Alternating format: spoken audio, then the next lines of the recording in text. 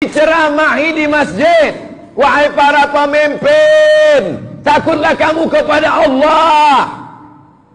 Inyo indak mendengar, inyo indak sembahyang Jumat. Dibuat tablik akbar, inyo indak datang. Disampaikan di parlemen, indak juga sampai. Maka cara terakhir adalah dengan menunjukkan perasaan. Di mana letak rasa itu? Di hati. Menunjukkan perasaan. Kata orang Indonesia, unjuk rasa. Kalau bahasa Malaysianya, tunjuk perasaan. Bahasa Arabnya, muzoharat. Diambil dari kata zoharo. Zoharo artinya nampak. Rasa itu nampak apa tak nampak? Ambil ulang sekali lagi. Rasa itu nampak apa tidak nampak? Mana nampak? Rasa padeh, nampak? Tidak. Maleleh ailionya, maleleh hidungnya, maleleh paluahnya, baru awak padeh ya pak. Jangan tanya aja leh. Rasa cinta itu nampak apa tidak nampak? Tidak. Tapi dari raut wajahnya nampak, dari bajunya nampak, babungu-bungu, dari dalam keluar ke baju. Jadi rasa itu tak nampak. Maka dinampakkan, ditunjukkan, disebut dia dengan tunjuk perasaan. Itulah dia unjuk rasa. Sudah mentok segala cara dipakai. Ceramah tak mempan, seminar tak mempan, lokakarya tak mempan, khutbah tak mempan. Orang turun ke jalan untuk meluruskan yang salah, tak sempurna yang wajib gara-gara dia, maka dia menjadi wajib. Nahi mungkar menjadi wajib. Tapi kalau tidak ditunjukkan dengan ini, maka tak terwujud nahi mungkar. Maka unjuk rasa itu hukumnya tidak dong Musabi. Orang Bukit Tinggi namanya unjuk rasa wajib. Man ra'a minkum mungkaran, siapa di antara kamu yang melihat kemungkaran, falyughayyirhu dengan tangan. Nampak kemungkaran dengan tangan. Nampak awak orang minum khamar, kalau memang bisa dengan tangan-tangan. Apa? Minum khamar. Kalau tidak sanggup dengan tangan, fabilisan. Innamal khamru wal maisiru wal ansabu wal azlamu rijsun najis min amali syaitan, perbuatan setan. Fajtanibu, dengan lidah. Fa illam yastati, kalau tak sanggup, fabiqalbi, dengan hati. Tiga, dengan tangan, dengan lisan, dengan hati. Orang nan unjuk rasa itu dengan apa? Dengan lidah. Nyoba berjalan kaki ramai-ramai, tapi dengan syarat dan ketentuan berlaku. Kok unjuk rasa tapi mau lurang habis? Unjuk rasa dibawa kulkas surang dari toko. Kok bukan unjuk rasa? Itu unjuk kulkas. Jadi menunjukkan perasaan itu sepaket dengan demokrasi. Negara awak kan negara kerajaan atau negara demokrasi? Demokrasi. Yang tidak boleh unjuk rasa itu kerajaan Saudi Arabia, tidak boleh. Sebab dia dipimpin oleh raja. Namanya sekarang Raja Salman bin Abdul Aziz. Namun anaknya yang berkuasa kini Muhammad bin Salman bin Abdul Aziz. Tak boleh unjuk rasa, sebab dia monarki. Tapi kita bukan negara kerajaan. Ambo dulu tahun 1996, lah berapa tahun tuh? 24 tahun. Liburan sekolah dari Madrasah Aliyah Nurul Falah Air Molek Indragiri Hulu. Liburan sekolah kita kemana tahun ini? Ke Istana Pagaruyung. Naiklah kami ke Aceh. Ada lukisan gadang Sultan Bagagal Shah. Masih ada lagi gambar itu? Saya ada. Ambul sesudah itu tidak ada masuk leh. Istana asli megah cantik, kebanggaan orang Minangkabau. Istana Pagaruyung. Waktu itu awak masih pakai sultan kerajaan. Tapi sekarang kita sudah pakai negara demokrasi. Kalau mau menerima demokrasi, maka mesti sepaket diterima juga unjuk rasa. Karena unjuk rasa adalah salah satu cara untuk menunjukkan partisipasi masyarakat. Pertama lewat parlemen, itulah yang diangkat anggota parlemen dari mulai kabupaten, provinsi dan pusat. Dan ada satu bentuk lagi kalau mentok di parlemen disampaikan melalui unjuk rasa. Lai jale. Ndak jo jale, berarti lu makan malam. Nah, oleh sebab itu kaedah yang awak bahas, ma la yatimmul wajib illa bihi fahuwa wajib. Jamaah di mana?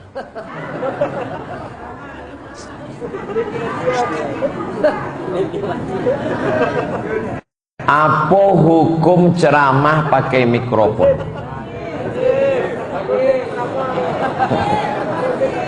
Ma la yatimmul wajib illa bihi bahwa wajib. Mencerahkan umat fardu kifayah. Kalaulah dibuat di satu buya, satu ustad, gugur kewajiban yang lain. Tapi di suatu kampung, di suatu daerah, suatu kota, mesti ada. Setelah Nabi meninggal, diangkat Allah Ta'ala pewaris para Nabi, al-ulama, warasatul abya. Dia bicara, tapi bicaranya mesti didengar orang. Bagaimana supaya orang mendengar bicaranya? Maka pakai pengeras suara, namanya al-mikrofon. Ada orang membaca Quran dalam Masjid Nabawi.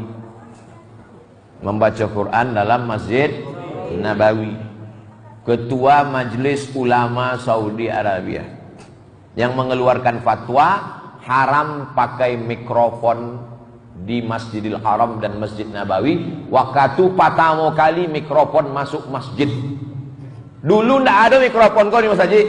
Jadi kalau di Masjidil Haram jamaahnya ramai acara supaya sampai suara dari imam, itulah ada namanya penyampai suara. Penyampai suara itu namanya muballigh. Muballigh, penyampai suara. Allahu Akbar. Allahu Akbar. Sami Allahu liman hamidah. Rabbana walakal hamd. Jadi mubaligh itu bisa sampai 5 mubaligh ke belakang. Dia tidak ada mikrofon. Masuklah mikrofon ke dalam Masjidil Haram. Maka ulama Saudi Arabia memfatwakan mikrofon haram karena tak ada dibuat Nabi. Kullu bid'atin dhalalah wa kullu dhalalatin finnar. Datanglah ulama besar dari Al-Azhar, namanya Syekh Muhammad Mutawalli Asy-Sya'rawi, diundang oleh Universitas King Abdul Aziz yang berubah nama sekarang menjadi Universitas Ummul Qura. 15 tahun dia mengajar di kota Makkah Al-Mukarramah. Basuolah inyo dengan ulama yang mengharamkan mikrofon kau. Ulama yang mengharamkan mikrofon kau sedang baca Quran. A'udzubillahi minasyaitonirrajim. Bismillahirrahmanirrahim. Alif lam mim. Dzalikal kitabu la raiba fihi hudal lil muttaqin. Bertanyalah Syekh Sya'rawi ke ulama yang membaca Quran tadi.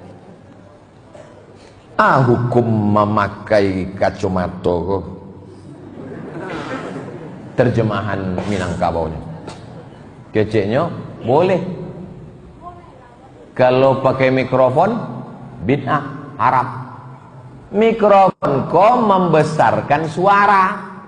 Kaca kok membesarkan gambar. Manga membesarkan gambar boleh, membesarkan suara tidak boleh. Apalah ta'qilun. Manga enggak dipakai utak kok. Kisah Eko ditulis dalam buku judulnya Mudzakirat Asy-Sya'rawi.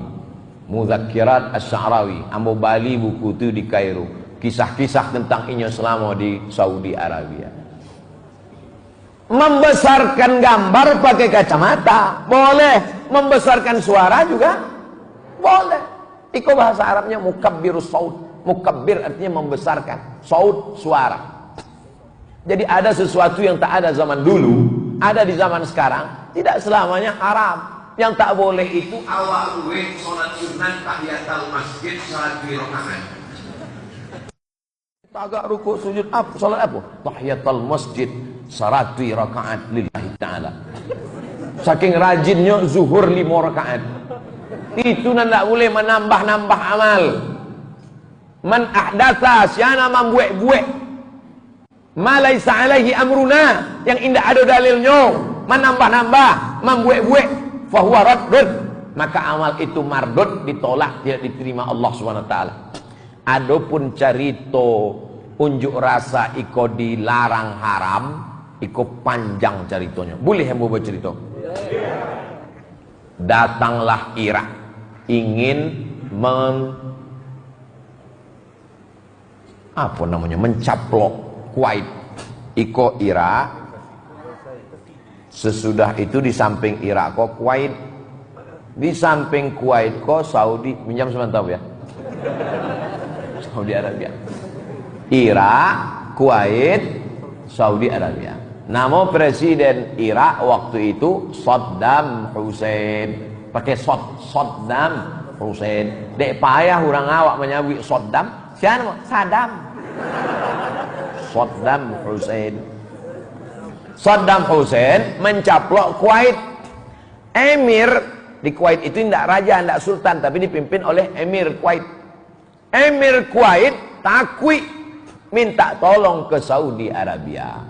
Waktu itu raja Saudi Arabia namanya King Fahad bin Abdul Aziz. Mati Fahad, digantikan adiknya Abdullah bin Abdul Aziz. Meninggal Abdullah, digantikan adiknya Salman bin Abdul Aziz. Salman alun mati lagi. Anaknya kan siap-siap kalau pak kau mati naiknya. Namanya Muhammad bin Salman bin Abdul Aziz. Negara kau dibentuk oleh seorang laki-laki namanya Abdul Aziz. Makanya ada airport gadang, airport King Abdul Aziz. Untung dah Abdul Somad. Datanglah Kuwait melapor ke Saudi Arabia. Saudi, yo, iko Saddam lah mengambil daerah kami. Bahaya kau Saddam kau. Kalau sampai Kuwait ini ambil, lama-lama akan mengambil Saudi. Makkah dan Madinah akan diambil dari Saddam. Maka datanglah Raja Fahad meminta bantuan Amerika supaya tentara Amerika datang mengamankan, supaya Saddam Hussein dan tentaranya tidak masuk ke Saudi Arabia. Muncul masalah apa tidak? Apa masalah?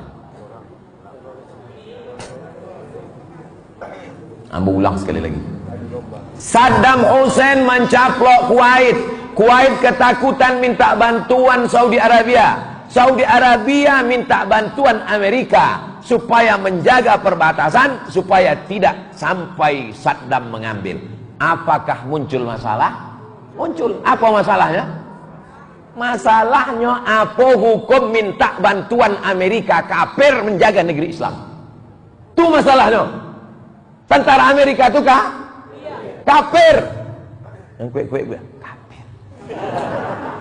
Diminta untuk menjaga Saudi Arabia. Saudi Arabia itu Islam. Apa hukum minta bantuan kafir untuk menjaga negeri Islam? Hah? Dimintalah fatwa ke ketua majelis fatwa, namanya Syekh Abdul Aziz bin Baz. Datanglah Raja Fahad meminta fatwa ke Syekh Abdul Aziz bin Baz. Kata Syekh Abdul Aziz bin Baz, hukumnya boleh meminta bantuan kafir untuk menjaga negeri Islam, menyelamatkan daripada diambil Saddam Hussein karena darurat. Menyikapi fatwa ini, terbelah dualah Salafi di Saudi Arabia. Yang satu namanya Salafi Al-Jami yang mendukung Fahad, yang satu melawan Fahad, namanya Muhammad Surur. Muhammad Surur dikejar-kejar, larilah ke London, Inggris, dapat suaka politik. Maka semua Salafi yang melawan Sultan, melawan King Fahad, disebut dengan Salafi Sururi. Salafi yang mendukung raja namanya Salafi Al-Jami. Yang melawan raja namanya Salafi Sururi. Lai jale. Ustaz Somad Salafi, ambo duo lapi. Maka sado Salafi yang menentang kekuasaan, yang melawan raja-raja, disebut dengan Sururi. Jangan ikut dia. Tapi dia salafi Pak Ustadz. Dia memang salafi, tapi salafi sururi. Jangan ikut. Sekarang dikejar-kejar. Siapa sekarang salafi sururi yang melawan Muhammad bin Abdul Aziz? Syekh Salman Audah masuk penjara. Syekh Uraifi masuk penjara. Penulis kitab La Tahzan, Dr. Aid Al-Qarni masuk penjara. Sebagiannya sudah keluar. Kenapa? Melawan kekuasaan. Asal melawan jaleh. Maka menunjukkan perasaan dalam rangka amar ma'ruf nahi mungkar. Kalau memang amar ma'ruf nahi mungkar, maka Ustaz tidak turun ke jalan, amboi tidak mahasiswa lagi. Tapi kalau mahasiswa kau tidak sanggup, kau masih sanggup turun lagi. Ambo masih di masjid, ambo masih khutbah, ambo masih ceramah. Tapi kalau mahasiswa lah angkat tangan, Ustaz, ambo angkat tangan, kami mahasiswa kau, mental kami lah jadi panti jompo. Kau masih semangat lah. Takbir! Takbir saya. Jadi ini saya ingin menyampaikan ini supaya masyarakat ini paham bagaimana kronologisnya. Kenapa Ustadz ini mengatakan tak boleh? Karena dia mengambil pendapat-pendapat itu dari Saudi Arabia, dibawanya pendapat itu ke Indonesia. Sesuai apa tak sesuai? Mana sesuai? Kita pakai sistem demokrasi, di sana pakai sistem monarki. Monarki itu apa? Kalau meninggal bapaknya naik anaknya, meninggal anaknya naik cucunya, meninggal cucunya naik, terserahlah.